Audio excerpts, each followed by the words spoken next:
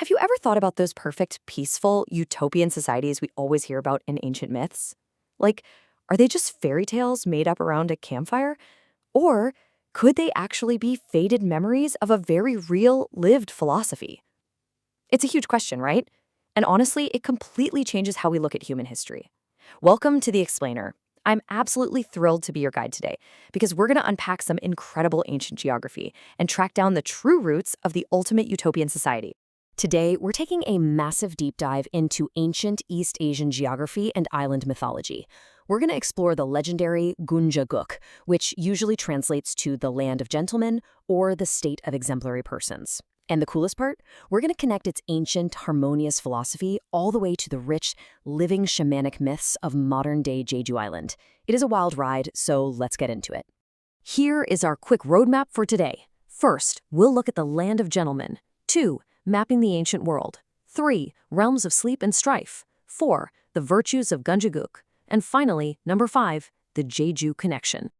All right, let's kick things off with section 1, the land of gentlemen. Now, here's the crazy thing about these ancient scholars. They didn't just sit around imagining a utopia, they literally put it on a map. Right over the region of the modern-day Korean peninsula and the surrounding areas. Old records describe this absolutely vast territory spanning 1,000 li. Now, a li is a traditional unit of distance, so we're talking about a massive chunk of land, known historically as Gunja. But here's the kicker. It wasn't just a physical spot on a map. To the ancients, this place was literally the geographic center of high moral character. In fact, if we look at the Huainanzi, which is this really pivotal ancient Chinese philosophical text, it states this with absolute authority. It says, "In the east lies the land of gentlemen." This is a huge deal because it firmly positions the mystical East not as some wild barbaric frontier, but as the ultimate hub of high virtue and exemplary people. Moving right along to section 2, mapping the ancient world. Okay, to really grasp this, we have to zoom out and look at how the ancient texts called the Lizi viewed the globe. They believed the unified world was split into 3 completely distinct territories. It's just such a fascinating way to look at ancient geography. Basically, you've got the 10,000 Li's central country right smack in the middle. Then, out to the far west, there's the 12,000 Li land of Gomong. And way out to the far east is the land of Furak. It's this beautifully symmetrical way of organizing the whole world, but it's based entirely on philosophy and climate instead of just physical borders. So that central country we just mentioned, it was defined by one thing above all else: balance. We're talking a perfect, absolute equilibrium of yin and yang. That meant they had distinct hot and cold seasons and super clear divisions between day and night. And because the environment was so perfectly balanced, literally everything flourished there. The people developed incredibly diverse talents, and their entire society was governed by strict etiquette, propriety, and law. It was basically a place where rulers and subjects interacted in total harmony. And here's another layer to this. The ancients also divided the world into the familiar within the seas region, which was the known civilized center, and then the mysterious overseas regions out on the wild periphery. What's really cool is that the land of gentlemen, Gunja, sat right on that edge. It acted like this crucial bridge connecting the highly structured center with the wilder mythological unknown of the outside world. Which brings us to section 3, realms of sleep and strife. Now, let's talk about those outer edges because things get weird. Out in the far west, you have the surreal land of Gomong. The ancient texts literally say there's absolutely no distinction between cold and heat or even day and night. The people there, they don't eat, they don't wear clothes, they literally just sleep, waking up only once every 50 days. Which, I mean, honestly sounds like a pretty amazing vacation if you ask me. They actually believe that dreams are reality and waking life is just an illusion.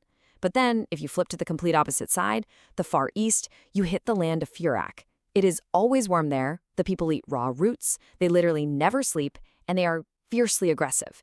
It's a brutal place where the strong prey on the weak, and winning is prized above absolutely everything else. You see what the ancient writers were doing here, right? It's actually brilliant. By showing us this land of pure, passive illusion on one side, and then a land of brutal, win-at-all-cost strife on the other, they were setting up the absolute necessity for something better. These 2 wild extremes highlight exactly why the middle path of harmony wasn't just a nice idea. It was deeply, deeply cherished as the only way to actually survive and thrive. And that leads perfectly into section 4, virtues of Gunja. So let's look at the Shanhai Jing, or the classic of mountains and seas. It's this foundational geographical and mythical text from antiquity, and it is what gives this Eastern realm its totally distinct, beautiful personality. It describes a society where people dress very formally, wearing caps and belts, and get this, they carry swords, but they do not carry them for aggression.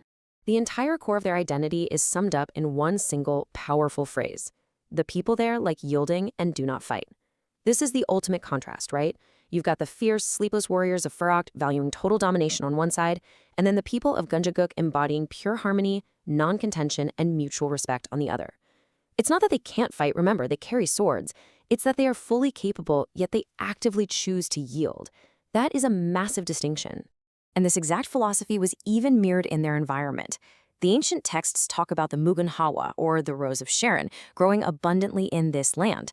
Now, this specific flower famously blooms beautifully in the morning and then just falls away by the evening. But for these ancient philosophers, that wasn't a sad thing at all. It was actually this incredibly powerful symbol of modesty and the continuous, humble renewal of virtue. It showed a deep, profound respect for nature's cycles, a respect that, as we're about to see, would eventually find a permanent home on a very specific volcanic island. Let's jump into our final part, Section 5, the Jeju connection. Okay, what is absolutely fascinating here is the sheer scale of planetary history involved. Way back around 9000 BC, right at the end of the Ice Age, global temperatures started to rise and sea levels surged by over 30 meters. I mean, that is a massive shift that quite literally swallowed land bridges all over the world. But for our story, it meant that high ground areas, like Jeju, suddenly became completely isolated islands. Because of this isolation, they effectively turned into locked time capsules. They preserved the ancient, harmonious beliefs of the mainland long, long after the culture on the continent had shifted and changed. The ancient texts also track the maritime migrations of the Dongyi, or Eastern people. It turns out some of these groups shared cultural traits with Polynesian islanders, moving out across these vast waters. And as they traveled, they carried the core virtues of the land of gentlemen right along with them, embedding those ideas of harmony and yielding deeply into these island cultures. And this is where it all comes together, giving us the profound cultural echoes we still find in Jeju today. Jeju's indigenous shamanic mythology almost perfectly mirrors the ideals of Gunjaguk. We're looking at a direct, living cultural continuation. Instead of that aggressive survival of the fittest mentality we saw in the land of Furak, Jeju's myths prioritize communal survival. They champion the exact virtue of yielding and focus on living in strict balance with the incredibly fierce volcanic nature of the island itself. It's like the island literally acted as a vault, preserving the ancient land of gentlemen's deep reverence for harmony. Which leaves us with a pretty powerful thought to end on today.